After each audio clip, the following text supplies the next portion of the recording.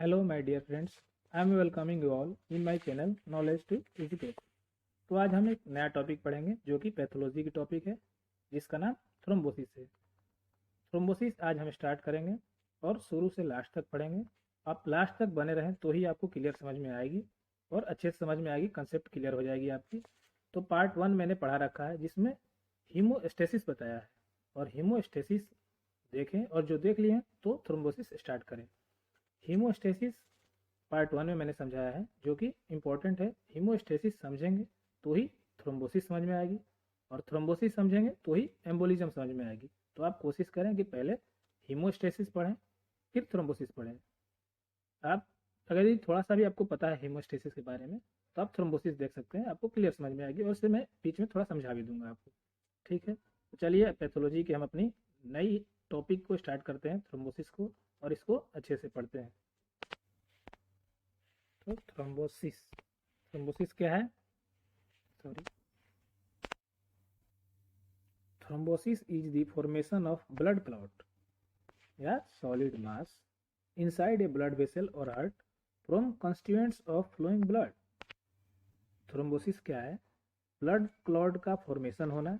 Blood clot यानी solid मास का formation होना। कहाँ पे होना? ब्लड वेसल में और हार्ट में। हार्ट में यानी कोरोनरी आर्टरीज में क्या होना? सॉलिड मास का फॉर्मेशन होना। यही है थ्रोम्बोसिस। और थ्रोम्बोसिस की वजह से क्या होगी? Obstructing the flow of blood through the circulatory system. और थ्रोम्बोसिस की वजह से ऑब्स्ट्रक्शन होगा किसमें? ब्लड का फ्लो में। ब्लड फ्लो सही से नहीं हो पाएगी। ठीक है, it is defined as pathologic formation of intravascular fibrin platelets thrombus.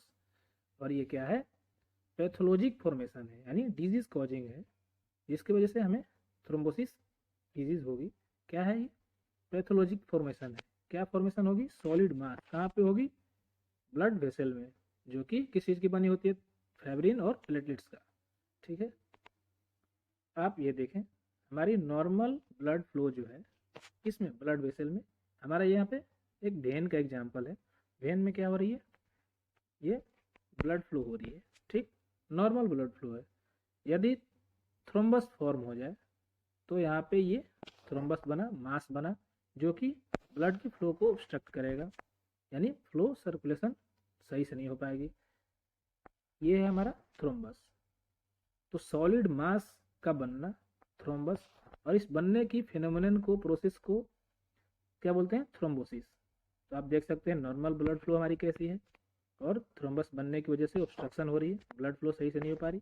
ठीक, और यदि यही थ्रोम्बस ब्रेक होकर के ट्रेवल करे ब्लड वेसल में और कहीं और जाकर ऑब्स्ट्रक्ट करे तो उसको बोलेंगे एम्बोलिज्म। उम्मीद है आप लोगों को समझ में आ रहा होगा, और लास्ट तक बने रहे, आपको बिल्कुल समझ में आएगा। Mass itself is thrombus and phenomenon is called thrombosis. तो जो मास बन रही है उसको क्या बोलते हैं? थ्रोम्बस। और उस फेनोमेनन को क्या बोलते हैं? थ्रोम्बोसिस, जो कि ऑब्स्ट्रक्शन कॉज करती है। Pathogenesis of thrombi formation is explained by Virchow. और इसका कैसे फॉर्मेशन होता है थ्रोम्बाई का, ये कौन एक्सप्लेन किया है?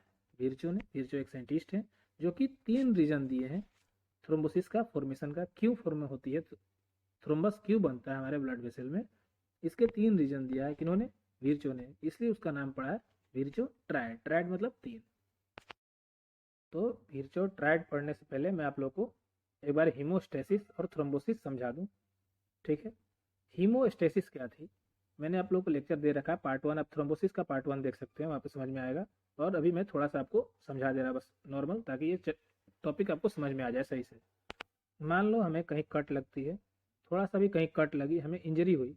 इंजरी होगी तो क्या होगी? ब्लड का फ्लो आउट हो जाएगा, यानी बाहर ब्लड होने लगी, हमें ब्लीडिंग होने लगी। तो उस ब्लीडिंग को रोकने के लिए उस जगह पे जहाँ कट लगी है वहाँ पे क्या होती है? प्लग बनती है, ताकि ब्लीडिंग ना। मान लो आप ये ब्लड वेसल है, ठीक, यहाँ पे कट लग गई तो यहाँ से क्या होगी? ब्लड बाहर आएगी। तो ब्लड बाहर ना आए, यहाँ पे प्लग बनता है। और ये प्लग क्यों बनता है? ताकि ब्लड बाहर ना आ पाए, ब्लीडिंग ना हो सके। तो ये प्लग बनाने में प्लेटलेट्स हेल्प करते हैं, और ये प्लेटलेट्स हेल्प करते हैं, यहाँ पे आके प्लग बनती है। तो किसकी वजह से होता है? हीमोस्टेसिस की वजह से, यानी ब्लड का रुकना। स्टेसिस मतलब रुकना होता है। तो ब्लड रुक जाएगा, आउट नहीं होगी, हमारी बॉडी से ब्लड आउट नहीं होगी, ब्लड रुक जाएगा, वो क्या है, हीमोस्टेसिस। वो हमारी फिजियोलॉजिकल फंक्शन है, हमारी बॉडी की नॉर्मल फिजियोलॉजी है कि जब भी कट लगेगी, ब्लीडिंग होगी, तो हमारी ब्लीडिंग ना हो उसके लिए हीमोस्टेसिस होगी, तो कि हीमोस्टेसिस की वजह से हमारा ब्लीडिंग रुक सके। वो थी हमारी फिजियोलॉजिकल फंक्शन। और थ्रोम्बोसिस पैथोलॉजिकल फंक्शन है। यहाँ पे भी प्लग बन रहा है, क्लॉट बन रहा है, मास बन रहा है, ये बन रहे हैं, पर हमें कोई इंजरी ही नहीं है, हमें कोई कट ही नहीं लगी, फिर भी ये हो गया। ये हो गया तो क्या करेगा, ब्लड को ऑब्स्ट्रक्शन करेगा, फ्लो को ऑब्स्ट्रक्शन करेगा। और हमारी जो हीमोस्टेसिस थी वो भी ऑब्स्ट्रक्शन कर रही थी, पर जैसे ही हमारी जो कट लगी है वो हील हो जाएगी तो उसके बाद वो हट जाती थी, पर ये हटेगा नहीं, ये यहाँ पे बना रहेगा। ये है थ्रोम्बोसिस। तो हीमोस्टेसिस क्या है और थ्रोम्बोसिस क्या है, आपको समझ में आ गया होगा। चलिए अब इसको डिटेल में सही से पढ़ते हैं। ठीक है, मैंने बताया थ्रोम्बोसिस कैसे होती है, उसके 3 रीजन विर्चो ने दिया। उस 3 रीजन को क्या बोलते हैं, विर्चो ट्रायड। तो 3 रीजन क्या है, इंडोथेलियल इंजरी, ठीक, altered blood flow, hyper coagulation of blood, ठीक, hyper coagulation of blood. Endothelial injury यानी हमारी कुछ इंटरनल कॉज की वजह से हमारी इंडोथेलियल में इंजरी हो जाएगी। इंडोथेलियल क्या होती है, यदि ब्लड वेसल है हमारी, ये ब्लड वेसल 3 लेयर से बनती है, उनका नाम है media externa, sorry media, sorry मैं थोड़ा गलत बोल गया, उनका नाम है सबसे बाहर वाली लेयर को बोलते हैं ट्यूनिका एक्सटर्ना, बीच वाली लेयर को बोलते हैं ट्यूनिका मीडिया, और सबसे इनर वाली लेयर को बोलते हैं ट्यूनिका इंटरना। तो इनर वाली लेयर को इंडोथेलियल भी कहते हैं, ठीक। तो इंडोथेलियल यानी इनर लेयर में किसी इंजरी हो जाए जो कि इंटरनल कॉज की वजह से हो, कोई कट यानी बाहर से इंजरी ना हो, उसमें इंडोथेलियल इंजरी हो गई, ठीक। दूसरा उसकी वजह से क्या होगी, वहाँ पे मास बनेगी, क्लॉट बनेगी, जो कि ऑब्स्ट्रक्शन कॉज करेगा। अगला रीजन क्या है, Altered blood flow. Blood flow normal blood flow ना हो, हमारी जैसे नॉर्मल ब्लड फ्लो होती है उसको लेमिनर ब्लड फ्लो कहते हैं, वो ना हो, उसमें कुछ चेंजेस आ जाए, वो हो गई। थर्ड क्या है, हाइपर कोगुलेशन ऑफ ब्लड, यदि ब्लड कोगुलेट ज़्यादा होने लगे, ज़्यादा जमने लगे, इनकी वजह से। तो 3 रीजन है क्या बनने के लिए, थ्रोम्बस बनने के लिए, ठीक। अल्टर्ड ब्लड फ्लो जो है इसके 2 प्रकार हैं, स्टेसिस और टर्बुलेंस। आगे अच्छे से एक्सप्लेन करेंगे। चलिए आप देखें, थ्रोम्बोसिस होने की 3 रीजन जो कि विर्चो ट्रैड ने दिया है, विर्चो ने दिया है, उसका नाम विर्चो ट्रैड। क्या क्या है, endothelial injury, abnormal blood flow and hyper coagulability, ठीक है। तो पहला पढ़ते हैं, endothelial injury. It is the main cause for thrombus formation. Thrombus बनने का ब्लड वेसल में मेन कॉज कौन है, एंडोथेलियल इंजरी, ठीक। हार्ट, आप ये जो देख रहे हैं हार्ट यानी कोरोनरी आर्टरी की बात हो रही है। कोरोनरी आर्टरी में यदि थ्रोम्बस बन जाएगा तो कोरोनरी आर्टरी क्या करती है, हार्ट को ब्लड सप्लाई करती है। हार्ट का काम है पूरे बॉडी को ब्लड सप्लाई करना, और हार्ट को भी ब्लड चाहिए होता है इस काम को करने के लिए, तो वो सप्लाई कौन करता है, कोरोनरी आर्टरी करती है, ठीक। तो कोरोनरी आर्टरी में यदि थ्रोम्बस बन जाए तो हार्ट को ही ब्लड सप्लाई सही से नहीं मिलेगी, तो हार्ट ही सही से काम नहीं करेगा, ठीक। एक ये हो गया। अगला क्या है, due to inflammation, infection, toxin from cigarette and hypercholesterolaemia. तो इंडोथेलियल इंजरी क्यों होती है, यदि हमारे इंडोथेलियल में इन्फ्लेमेशन हो जाए, कोई इन्फेक्शन हो जाए, या टॉक्सिन कहाँ से, सिगरेट से। जो लोग सिगरेट स्मोकिंग करते हैं, सिगरेट से टॉक्सिन होती है जो कि हमारी इंडोथेलियल लेयर को डैमेज करती हैं, उसके वजह से क्या होगी, थ्रोम्बस बनने लगती है। और हाइपर कोलेस्ट्रोलेमिया, बॉडी में कोलेस्ट्रोल का मात्रा ज़्यादा हो जाए तो भी होती है, ठीक है। और जो इंडोथेलियल इंजरी की वजह से होती है क्या, थ्रोम्बस फॉर्मेशन, उस थ्रोम्बस में क्या होती है, प्लेटलेट्स रिच क्लॉट होती है। जो थ्रोम्बस बना, क्लॉट बना, ठीक, वो क्लॉट में प्लेटलेट्स ज़्यादा होंगे, ठीक है, जैसे कि प्लेटलेट्स और फाइब्रिन से बनती हैं, और कुछ ब्लड के कंस्टिट्यूएंट्स भी होती हैं, तो उसमें ज़्यादा मात्रा पे कौन रहेगा, प्लेटलेट्स रहेंगे, ठीक है। अगला क्या है, अल्टर्ड ब्लड फ्लो। मैंने आप लोगों को तो विर्चो के अकॉर्डिंग अगला रीजन क्या है थ्रोम्बोसिस का, Altered blood flow. Altered blood flow में 2 तरीके का फ्लो है, स्टेसिस और टर्बुलेंस। और ज़्यादातर कौन सा देखी जाती है, स्टेसिस। स्टेसिस की वजह से थ्रोम्बोसिस होना ज़्यादा है और टर्बुलेंस से कम है, ठीक। तो मेनली कौन सी थ्रोम्बोसिस होती है, स्टेसिस की वजह से। और ये किस में होती है, वीनस थ्रोम्बोसिस। तो 2 तरह के थ्रोम्बाई होती है, आर्टेरियल थ्रोम्बाई और वीनस थ्रोम्बाई। तो स्टेसिस की वजह से वेनस में होगी यानी वेन में होगी, टर्बुलेंस की वजह से आर्टरी में होगी, ठीक। तो मैंने आप लोगों को पहले बताया laminar flow normal blood flow होती है, यदि उसमें कुछ चेंजेस आए तो अल्टर्ड ब्लड फ्लो कहलाएगा। तो क्या चेंजेस आएगी, ब्लड स्टेसिस होने लगेगी, रुकने लगी, ये फ्लो हो रही है हमारी नॉर्मल ब्लड, ये स्टेसिस होने लगे, रुकने लगे, तो स्टेसिस वो किस में होगी, वेन में होगी और वेनस थ्रोम्बाई बनाएगी। टर्बुलेंस, टर्बुलेंस आप देख लें कैसी फ्लो है, ये हमारा क्या हुआ है, थ्रोम्बस बना हुआ है यहाँ पे दोनों तरफ से, वेन में सॉरी आर्टरी में थ्रोम्बस बना है, और ये क्या कर रहा है, ब्लड फ्लो को अल्टर कर रहा है। तो अगर आप देख रहे हैं कैसे फ्लो हो रही है, तो ये आर्टरी में हो रही है, तो यहाँ पे ये जो थ्रोम्बस बना इसको आर्टेरियल थ्रोम्बाई कहेंगे, जो कि टर्बुलेंस की वजह से हो रही है। ठीक है, चलिए आगे देखते हैं। हाइपर कोएगुलेबिलिटी, ठीक, तो हाइपर कोएगुलेबिलिटी क्या है, ब्लड का क्लॉटिंग ज़्यादा होना, ज़्यादा क्लॉटिंग होगी तो भी क्या होगी, थ्रोम्बस बनने की चांसेस ज़्यादा रहेंगे। तो इसके दो रीजन हैं, क्या है, genetic and acquired. Genetic reason क्या है, जो कि जीन में प्रॉब्लम की होने की वजह से हो जाए, यदि हमारे जीन में म्यूटेशन हो जाए, म्यूटेशन क्या होती है, चेंजेस है जीन, सडनली चेंजेस आ जाए कुछ जीन में, जिसकी वजह से हमारे क्लॉटिंग फैक्टर में चेंजेस आ जाए। ठीक, तो क्लॉटिंग फैक्टर में चेंजेस आएंगे। क्लॉटिंग फैक्टर का क्या काम है, ब्लड को कोगुलेट कराना। ठीक, तो ब्लड क्लॉटिंग में हेल्प करती हैं कोगुलेटिंग फैक्टर, जो कि 12 या 13 होती हैं। तो उसमें से 5 नंबर वाले जीन में म्यूटेशन हो जाए, यानी 5 नंबर की क्लॉटिंग फैक्टर में म्यूटेशन हो गया। ठीक, और 3, 9 और sorry third, 9th and 11th in clotting factors का लेवल इंक्रीज हो जाए, और क्लॉटिंग फैक्टर का लेवल इंक्रीज होगा तो क्या होगा, ज़्यादा ब्लड क्लॉट होगी तो थ्रोम्बस बनाएगी ही।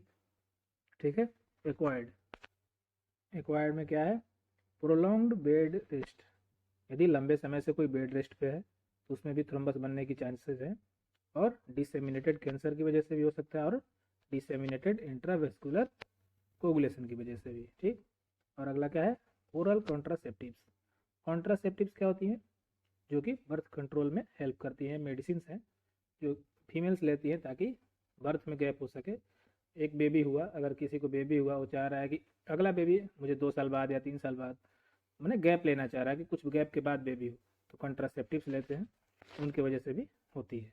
ठीक है, तो हमने वीरचो के 3 रीजन पढ़ लिए, इसमें कि हाइपर कोगुलेबिलिटी, पीछे एक और देखा हमने, अल्टर्ड ब्लड फ्लो और इंडोथेलियल इंजरी, ये है 3 रीजन वीरचो के अकॉर्डिंग, जो कि थ्रोम्बोसिस होने के रीजन है। ठीक है, चलिए आगे देखते हैं, आगे क्या है, थ्रोम्बस मॉर्फोलॉजी।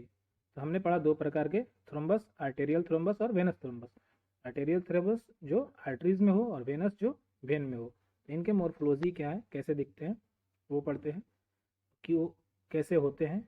ठीक है, तो आर्टेरियल थ्रोम्बस जो है आर्टरीज में होंगे, वेनस थ्रोम्बस जो है वेन में होंगे। ठीक, ये कैसे ग्रो करते हैं, आर्टेरियल थ्रोम्बस जो है वो रेट्रोग्रेड मैनर में ग्रो करते हैं, और वेनस एंटीग्रेड में।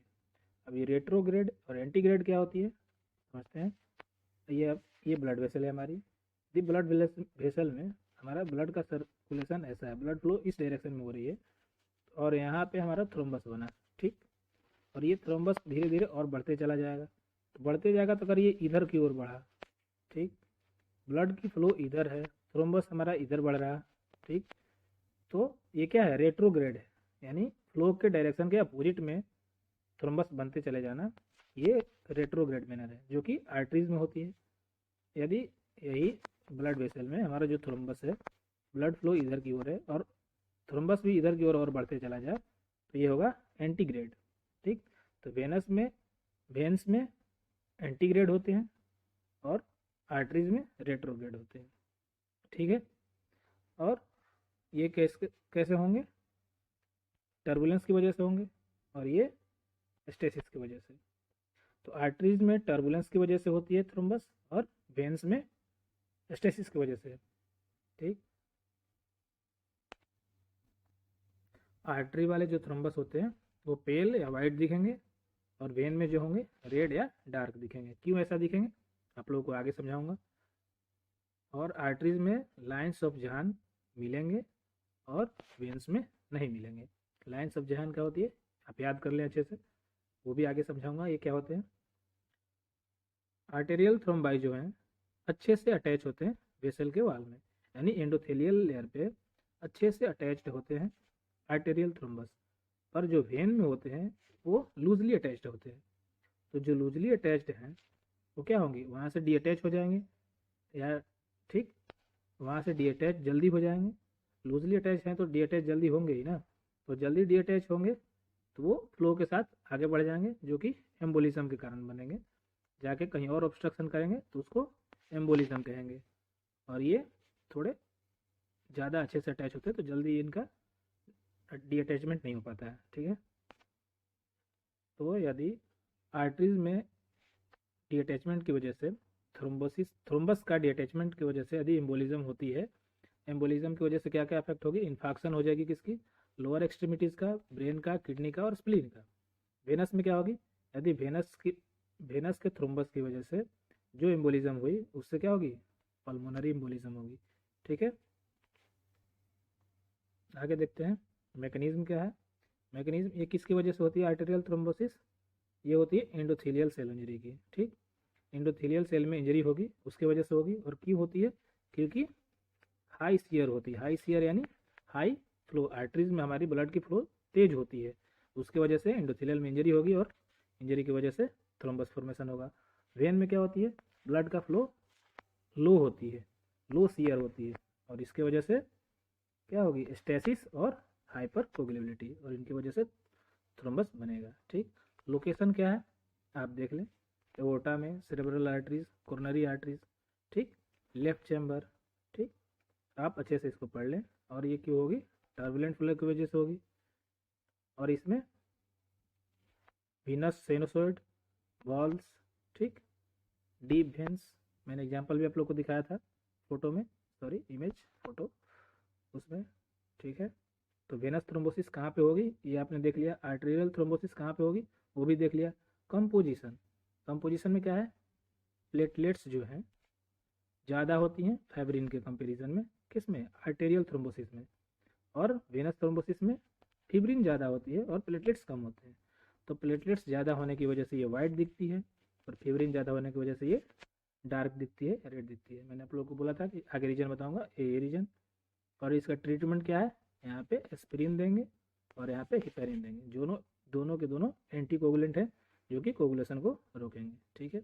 एग्जाम्पल्स देख लें आप, ठीक है, अच्छे से एक बार आप लोग इसको अच्छे से देख लेना कि क्या है डिफरेंस दोनों में, आर्टेरियल थ्रोम्बाई में और वेनस थ्रोम्बाई में, और अच्छे से याद कर लेना, ठीक है।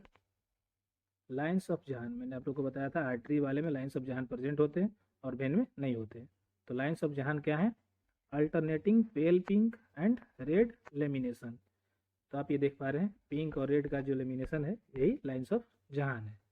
तो ये मिलेंगे किसमें, आर्टरीज में, ठीक। जहान ने इसकी खोज की थी इसलिए इसका नाम पड़ गया जहान के नाम पे, लाइन्स ऑफ जहान। आप लोगों को उम्मीद है समझ में आ गया होगा पूरा डिफरेंस, ठीक है। थैंक यू, आप लोगों को उम्मीद करता हूँ कि अच्छे से समझ में आया होगा। और हीमोस्टेसिस क्या होती है और थ्रोम्बोसिस क्या होती है अच्छे से समझ में आ गया होगा। हीमोस्टेसिस पहले पार्ट में समझा रखा है, आप वहाँ से जा करके अच्छे से देख लें। हीमोस्टेसिस हमारी बॉडी की फिजियोलॉजिकल फंक्शन है जिसकी वजह से ब्लीडिंग नहीं हो पाती है और प्लग का फॉर्मेशन होता है। थ्रोम्बोसिस क्या है, विदाउट इंजरी वहाँ पे प्लग का फॉर्मेशन होना, थ्रोम्बस का यानी ब्लड क्लॉट का फॉर्मेशन होना, वो है थ्रोम्बोसिस, जो कि ऑब्स्ट्रक्शन करती है ब्लड फ्लो में। यदि वही ऑब्स्ट्रक्शन ब्रेक होकर के आगे मूव कर जाए फ्लो में और कहीं और ऑब्स्ट्रक्शन करने लगे तो वो है एम्बोलिज्म, ठीक है। Bye, thank you.